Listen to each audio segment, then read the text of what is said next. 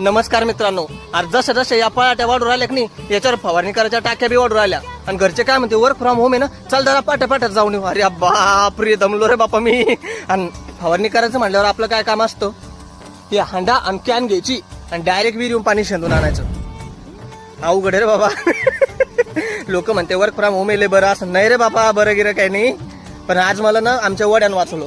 वड्याला पाणी आलं शेट, वड्याला पाणी आलं आणि त्याच्यामुळे आपल्याला विहिरीतून पाणी शेंदायची गरज राहिली.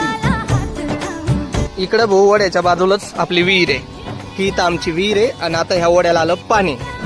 मन रानात आलं हो, मन वावरात आलं, या मन शिपायाला गेलं हो.